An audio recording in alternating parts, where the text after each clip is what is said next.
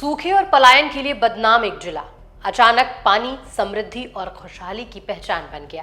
ये चमत्कार हुआ है यूपी के जिला जालौन में, जिसके पीछे है एक ऐतिहासिक जल क्रांति। नमस्कार, आप देख रहे हैं दी हो हल्ला और मैं हूं आपके साथ रागिनी। आज बात उत्तर प्रदेश के उस जिले की जो कभी एक एक बूंद पानी के लिए तरसता था, लेकिन आज वही भूजल स्तर 2 मीटर तक बढ़ चुका है।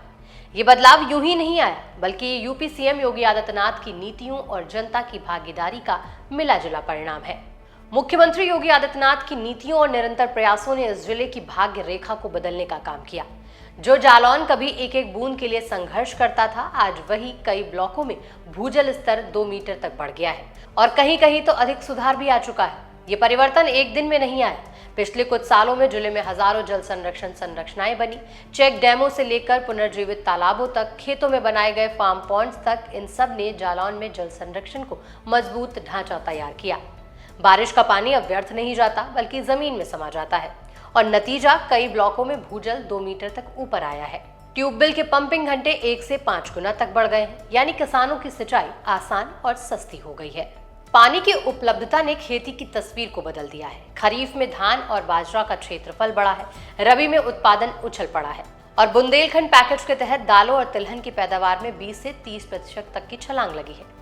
कृषि से आगे बढ़कर सामाजिक स्तर पर भी इसका सकारात्मक प्रभाव दिखाई दे रहा है।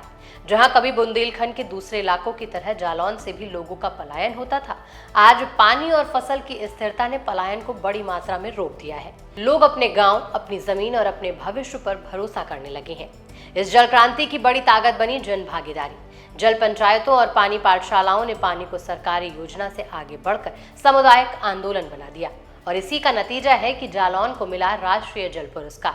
साल 2024 में सूखे और पलायन के लिए जाना जाने वाला जालौन बन गया उत्तर प्रदेश का उत्तर क्षेत्र का सर्वश्रेष्ठ जिला। जालौन की कहानी हमें बताती है कि जब नीति, नियत और जनता मिल जाए तो बंजर जमीन में भी फूल खिल जाते हैं। योगी आदित्यनाथ सरकार की पहल और जनता की सहभागिता ने बुंदेलखंड में पानी के इतिहास को बदल कर रख दिया।